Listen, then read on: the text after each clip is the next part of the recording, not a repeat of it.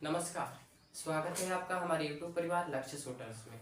मैं लक्ष्य यागी आप सभी का अपने YouTube प्लेटफॉर्म लक्ष्य शूटर्स में स्वागत करता हूं। जैसे कि आप लोगों को पता होगा कि हम लोग एक बैच चला रहे हैं जो कंटिन्यू हम लोग अपने वीडियोस लाइव सेशन के द्वारा और एक वीडियोस के द्वारा हम लोग को आप लोगों को प्रोवाइड किया जा रहा है। आज का जो हम लोग पढ़ेंगे महाजनपद के बारे में पढ़ेंगे और महाजनपद में सबसे शक्तिशाली महाजनपद मगध के ऊपर पढ़ेंगे। मगध का जो होगा एक शासक हम लोग जो जैसे कि मगध पे टोटली 7 शासकों ने राज्य किया। 7 वंश ने बल्कि शासक नहीं बल्कि 7 वंशों ने राज किया। उसमें से आज एक वंश के बारे में पूरा लास्ट कर देंगे। इस वीडियोस में एक वंश के बारे में बताया जाएगा। बल्कि मैं ये भी बताता हूँ कि हर वीडियोस में हम लोग एक ही वंश पे बात करेंगे, यानी कि हम लोग जो मगध का महाजनपद देखने वाले हैं हर एक वीडियोस में एक वंश के बारे में देखेंगे। तो आज का जो सेशन है उस सेशन को स्टार्ट होने से पहले मैं आप लोग को 2 लाइन मोटिवेशन कर देता हूँ, उसके बाद हम लोग अपने सेशन पे चलेंगे। ए वर्दी तेरी चाहत में दिल धक धक धक धड़का रखा है। ए वर्दी तेरी चाहत में दिल धक धक धक धड़का रखा है।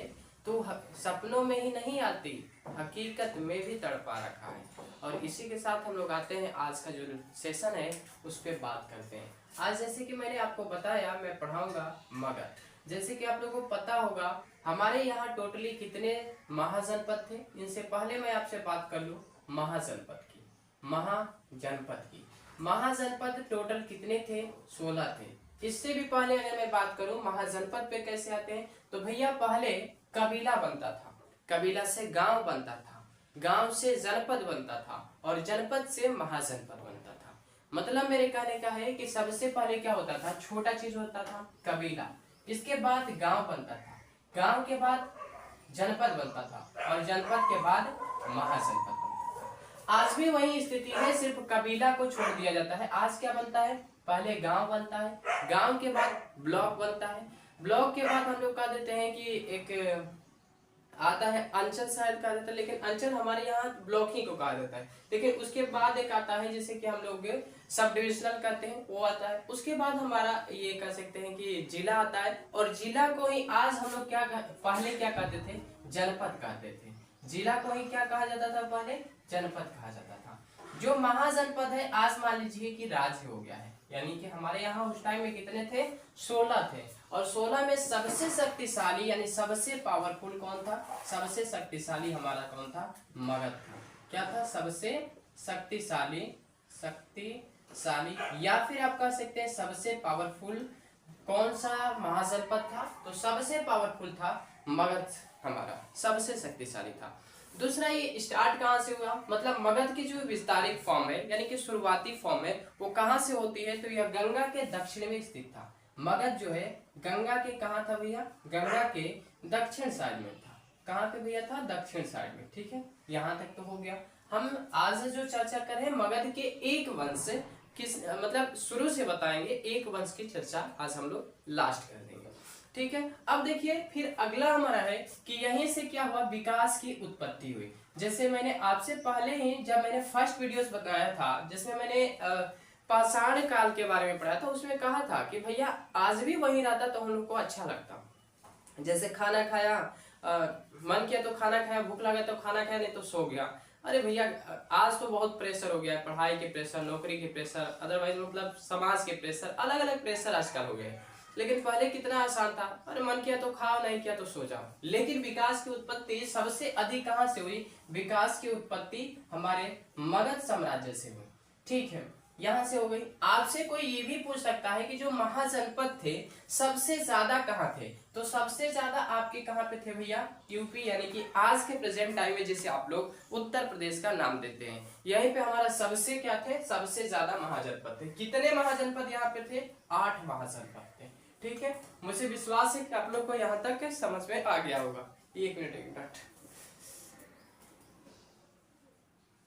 ठीक है, अब यहां तक मुझे विश्वास है कि आप लोग को समझ में आ गया होगा। आगे चलिए, अब हम लोग बात करेंगे मगध पे शासन करने वाले शासकों के बारे में। मगध पर शासन करने वाले कौन भैया? मगध पर शासन करने वाले शासकों के नाम, अब देखिए इसमें तो हमारे 7 वंश आते हैं, इनमें हमारे टोटली 7 वंश आएंगे, लेकिन आज की वीडियोस में बात करेंगे एक वंश पे। लेकिन मैं इसको ट्रिक से एक ट्रिक लिया हूँ, इस ट्रिक से मैं आपको बता दूं कि टोटली कितने वंश थे। तो हमने किया हमारा जो ट्रिक रहेगा वो ट्रिक है हमारा हसीन मशूक शाह। हसीन मशूक शाह ये हमारे वंश थे, मगध पे राज्य करने वाले ये हमारे वंश थे। अब आता है ह से क्या होगा, हर्यक वंश। कौन सा वंश होता है, हर्यक वंश। सी से क्या होता है, सी से हमारा हो जाएगा शिशुनाग वंश। शिशुनाग वंश। सी से कौन सा वंश हो जाएगा, शिशुनाग वंश। म पे आते हैं, म से क्या हो जाएगा, मौर्य वंश। सॉरी यहाँ पे न मुझसे छूट गया, मैं मिस्टेक हो गया, न आ गया। न से हमारा होता है नंद वंश। कौन सा वंश होता है, नंद वंश। फिर आता है म से हमारा कौन सा हो जाएगा, मौर्य वंश। बाय मिस्टेक मुझसे छूट गया था न से हमारा होता है नंद वंश, इसको देख लीजिएगा। सु से क्या होता है, शुंग वंश। सु का मतलब होता है हमारा शुंग वंश। और ये और भी चीज याद रखिएगा, जो शुंग वंश था ये हमारे भारत में पहला ब्राह्मण वंश था।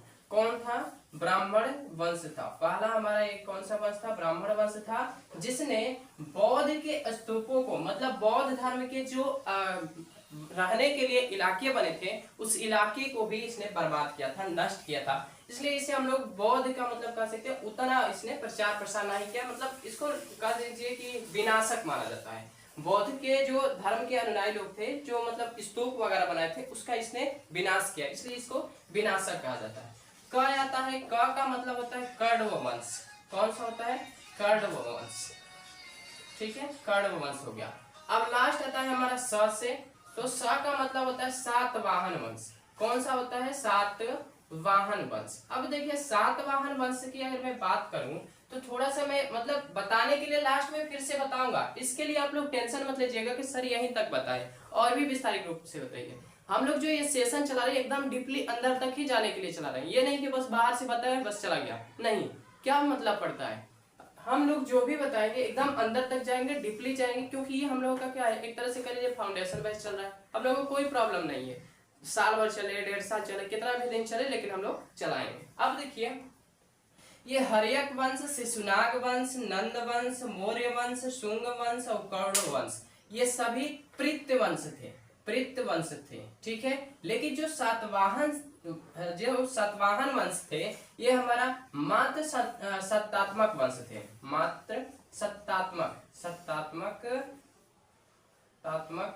वंश थे। अब यहाँ पे सवाल उठेगी कि सर आपने पृथ्वी सत्तात्मक और मात्र संतात्मक का मतलब क्या होता है। भैया ये जो हर्यक वंश था, शिशुनाग वंश था, नंद वंश था, मौर्य वंश था, शुंग वंश था, कण्व वंश था, ये अपने पिता के राज्य में राज करते थे, मतलब इनके नामों से पहले पिता का नाम होता था। लेकिन सातवाहन वंश में अपने जो भी राजा हुए उनके नाम से पहले उनकी माँ का नाम होता था। मतलब सातवाहन वंश ज्यादा अपने पिता का नाम न देकर बल्कि किसके दे देते थे, माता के नाम। मतलब कह सकते नहीं होता है कि कुछ लड़के होते हैं जो कि अपने पिता को सबसे ज्यादा मानते हैं, लेकिन कुछ ऐसे बच्चे होते हैं जो अपनी मम्मी को ज्यादा मानते हैं। तो ये लोग क्या करते थे, अपनी माँ को सबसे ज्यादा मानते थे। इसमें एक नाम बता देता हूँ, जैसे देखिए एक बहुत ही प्रतापी राजा हुआ जिसका नाम था गौतमी पुत्र सतकर्णी। गौतमी पुत्र सतकर्णी। अब ये यहाँ पे देखो सतकर्णी, गौतमी पुत्र हो गया ना, माँ का नाम हो गया ना सातकर्णी। ठीक है, सातकर्णी उसका नाम था। ये आगे मैं बताऊंगा, इसको मैंने बोला ना कि ये कोई फाउंडेशन बेस हम लोग चला रहे हैं, इसमें हम लोग अंदर तक डीपली जाएंगे। ये नहीं कि मैं बाहर से बता दिया बस हो गया, ऐसा नहीं है। मैं इसलिए तो बोला ना कि हर एक वीडियोस में एक वंश पे बात करेंगे। तो आज मैं आप लोगों को किस वंश पे बताऊंगा। सबसे पहले 2 बार 3 बार ट्रिक को पढ़ना, ट्रिक से नाम याद हो जाएगा। हसीन मशूक शाह। हसीन मशूक शाह। हा का मतलब हर्यक वंश। हसीन, सी का मतलब शिशुनाग वंश, न का मतलब नंद वंश, म का मतलब मौर्य वंश, सु का मतलब शुंग वंश। यही हमारा भारत में पहला ब्राह्मण वंश भी था। इसी को हम लोग बौद्ध के विनाशक भी कहते हैं, बौद्ध का विनाशक है कौन, ब्राह्मण वंश। फिर आता है क, का मतलब होता है कौरव वंश, सा का मतलब होता है सातवाहन वंश, फिर यहाँ पे एक और चीज होगी कि यहीं से हमारा क्या होता है भैया, यज्ञ करने की जो नीति है यहीं से स्टार्ट होती है। ब्राह्मण वंश जब आते हैं तो यही लोग अश्वमेध यज्ञ करते हैं, राजसू यज्ञ करते हैं। ये सभी यज्ञ कौन करता है, ये लोग ब्राह्मण वंश करते हैं। ठीक है, तो मुझे आशा है आप लोग को यहाँ तक बहुत अच्छा लगा होगा। अब हम लोग इसको इरेज करते हैं और अगला स्लाइड लेते हैं।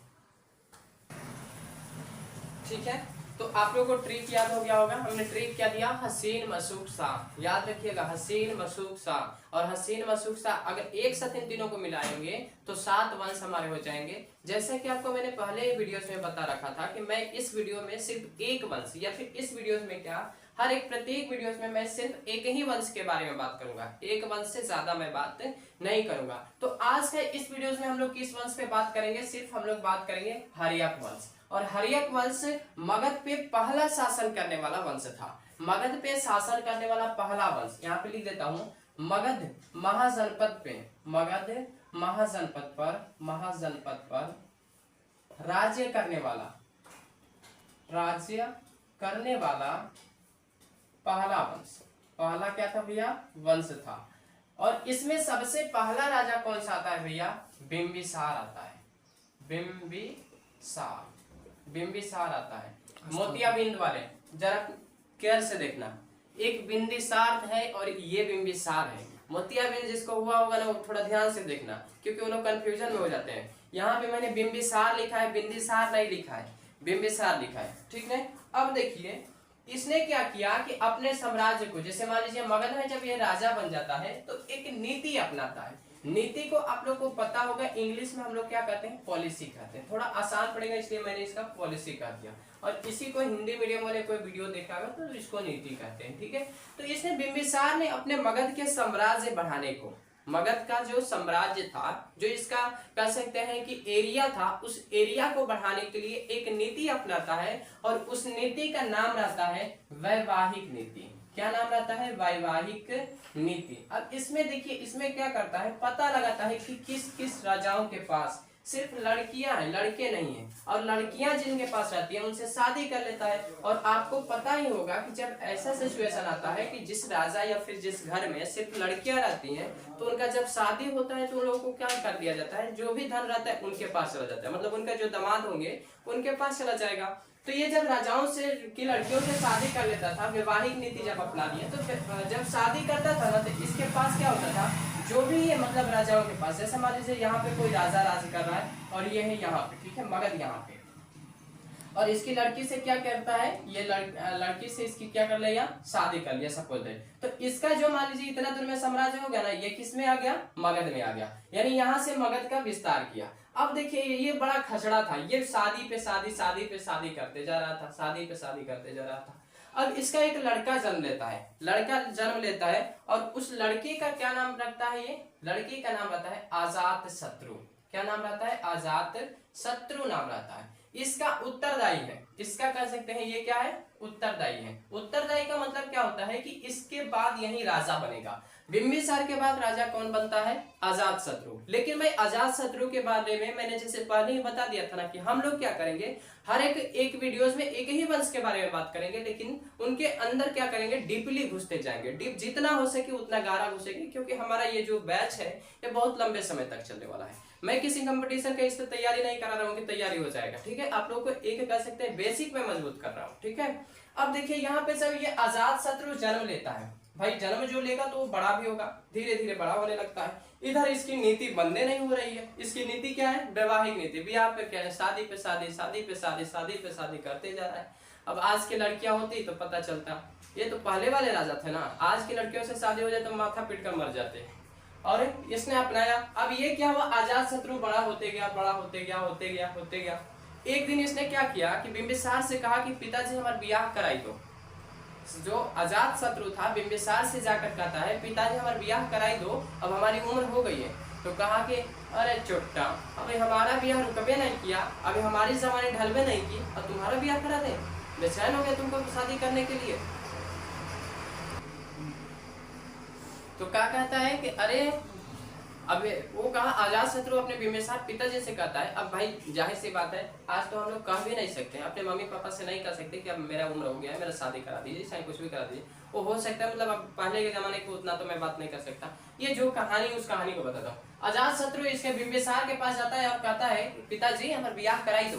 मगध की लैंग्वेज है, मैं नहीं कहा हूँ, इसने कहा ब्याह कराई दो। कहा अरे छोटा, अभी हमारी नीति खत्म नहीं हुई, मैं साम्राज्य बढ़ाने के चक्कर में हूँ, तू इधर सोच रहा है कि मेरा ब्याह करा दो।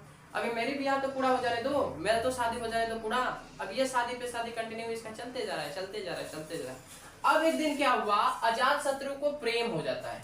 प्रेम मतलब लव हो जाता है। अब देखना, इसमें तो ज्यादा लव की बात नहीं करूंगा, लेकिन जब हम लोग चलेंगे आगे वाले में, जैसे यहाँ पे हम लोग चलेंगे, हर्यक वंश के बाद आता है शिशुनाग वंश, शिशुनाग के बाद आता है, जब मौर्य वंश में चलूंगा तो वहां पे सब लभेरिया की बीमारी है। अरे लभेरिया छोड़िए ना, इधर जितने भी आएंगे ना, मतलब यहाँ पे मैं लिख देता हूँ, मगध वंश में जितने भी मगध महाजनपद में जितने राजा आते हैं, सब लोग लभेरिया के शिकार है।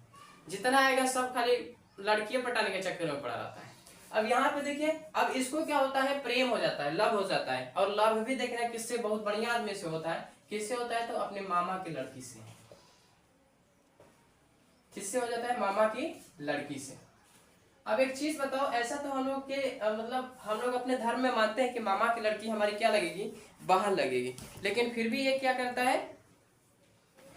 अजात शत्रु क्या करता है, अपने मामा के लड़की से प्रेम कर बैठता है। अब इसकी मामा की जो लड़की रहती है, वो कहती है इसे कि अजात शत्रु हम तो ब्याह तुमसे कर ले वो, लेकिन एक शर्त है। अब इसका शर्त क्या है कि तुम जब राजा बनेगा तब, तुम जब क्या बनेगा भैया, राजा बनेगा तब, बनेगा तब।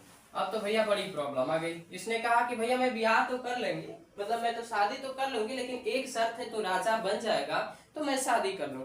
बड़ा झंझट आ गया। इधर इसका बाप कर रहा है, बिंबिसार कर रहा है। अब सोचने लगा बेचारा कि अरे बाप कह रहा है सर कि हमारी शादी पर शादी होने दो, होने दो, अभी मेरी शादी ठप में नहीं की, तुम कैसे शादी कर लेगा। इधर ये कह रहे हैं कि तुम राजा बनेगा तब। तो अब उसका दिमाग क्या हुआ था, एकदम बौखलाया हुआ था। अब इसके क्या किया, ये बौखलाया बेशक था, कुछ करता नहीं, लेकिन इसके गांव वालों ने क्या किया, इसको भड़का दिया। कहा अरे तुम्हारे शादी नहीं करवाएगा वो। देख रहे हैं ना, गांव वालों के ऐसे एक्चुअली लगा रहता है। आप लोग भी देखेंगे गांव में बहुत सारे लड़के होते हैं जिनको कि गांव वाले बहुत भड़काते रहते हैं, ये करो वो करो, ऐसा करो वैसा करो, मतलब खराब चीज भी करते रहते हैं। तो उसी तरीके से इसके गांव वाले ने इसको क्या किया, भड़का दिया। एक दिन क्या हुआ, बिंबिसार अपने जहां भी राज्यसभा लगा था, राज्यसभा में बैठा हुआ था। एक बार बिंबिसार कहाँ बैठा था, राज्यसभा में बैठा था। और ये आता है, अजात शत्रु आता है, इसको क्या करता है, भाला लेकर आता है और भाला लेकर मार देता है। मारने के बाद इसके बिंबिसार की क्या हो जाती है, मृत्यु हो जाती है। मृत्यु होने के बाद ये कहता है अजात शत्रु नो, डैडी इज नो मोर। क्या कहता है, डैडी इज नो मोर, यानी डैडी अब नहीं रहे। अरे छोटा मारा खुदे है, कह रहा है कि डैडी नहीं रहे। तुम जान में ना करता है कि डैडी नहीं रहे, और ये मार कर क्या करता है, खुद गद्दी पे बैठ जाता है। गद्दी पे बैठने के बाद क्या करता है, अब इससे अपनी जो मामा की इसकी लड़की रहती है उससे क्या करता है, शादी कर लेता है। ठीक है, अब इसकी नीति देखिए, ये अगर 19 था, मान लीजिए नहीं गाँव में कहा जाता है कि तू 19 पढ़त रहे, नहीं 20 पढ़त रहे, मतलब अजय टाइप का नहीं कहा जाता है तू 20 रहा। तो ये देखिए बिंबिसार हो सकता है 19 रहा हो, तो ये अजात शत्रु क्या निकल गया, 20 निकल गया। यानी अगर बिंबिसार 100 शादी किया था, तो ये चोट्टा 105 शादी किया। कितना शादी किया, 105 शादी। अब ये मत सवाल उठाना कि सर क्या सच में 105 शादी किया था। अरे मैं समझाने के लिए भैया कहा कि अगर बिंबिसार 5 शादी किया हो, तो इसने क्या किया, 10 शादी किया, यानी इसका तुलना करने लगा। अब अजात शत्रु आता है, तो अजात शत्रु भी क्या करने लगता है, शादी पे शादी, शादी पे शादी, शादी पे शादी। अब बड़ा झंझट हुआ। हाँ, एक पॉइंट मुझसे इसमें छूट गया है, अजात शत्रु को कुड़िक कहा जाता है। अजात शत्रु को क्या कहा जाता है, कुड़िक कहा जाता है, या इसे प्रीतहंता कहते हैं, प्रीतहंता। ठीक है, प्रीतहंता कहते हैं। क्या कहते हैं, ये ना लिखा हो, प्रीतहंता कहा जाता है। अब कहेंगे सर कुड़िक या फिर प्रीतहंता का मतलब क्या होता है, तो अपने पिता की मृत्यु करना कुड़िक कहलाता है, और जो हंता कर देता है यानी अपने पापा को मार देता है, इसको हम लोग कहते हैं प्रीतहंता, मतलब पिता की मृत्यु करने वाला, इसको कहा जाता है। किसको, अजात शत्रु को। लेकिन यो चोट्टा क्या है, यो अपना बाप से 20 पड़ा। अब यो शादी पे शादी, शादी पे शादी, शादी पे शादी करते जा रहा है। इसका एक और फिर से लड़का जन्म लेता है, उसका नाम रहता है उदाइन। क्या नाम रहता है भैया? उदाइन। और इसी उदाइन ने क्या किया, गंगा के तट पर, गंगा और सोन नदी के संगम पर, याद रखिएगा, अभी तक किसी टीचर ने ये नहीं बताया कि जो पाटलिपुत्र था उसकी स्थापना कहाँ हुई थी। अच्छे अच्छे टीचर के मैंने देख लिया, हमारे माननीय मतलब मैं इज्जत कर रहा हूँ, मैं ये नहीं बोल रहा हूँ कि उन्हें नहीं आता है या फिर नहीं किया। अभी तक भी किसी टीचर ने ये नहीं बताया कि ठीक है पटना जो है कहाँ पे स्थापित किया था। ये तो बहुत लोगों ने बता दिया कि पटना की स्थापना उदयन ने किया था, लेकिन कहाँ किया था? तो पटना की जो स्थापना है गंगा और सोन नदी के संगम पर। कहाँ पे भैया? सोन नदी के संगम पर पाटलिपुत्र की स्थापना है। पाटलिपुत्र की स्थापना की किसने किया था? पाटलिपुत्र की स्थापना किसने की थी? उदयन ने किया था। और इसी पाटलिपुत्र का जब शेरशाह सूरी आता है, कौन आता है भैया? शेरशाह सूरी जब आएगा तो इसका नाम बदल कर क्या रख देगा? पटना रख देगा, जो कि बिहार की राजधानी है। यानी कि हम लोग कह सकते हैं कि जो हमारे उदयन था उसने गंगा और सोन नदी के तट पर पाटलिपुत्र की स्थापना की। मतलब इसने क्या कर दिया? स्थापित कर दिया, स्थापना कर दिया। और वहीं फिर शेरशाह सूरी जब आता है तो इसका नाम क्या बदल देता है? पटना कर देता है।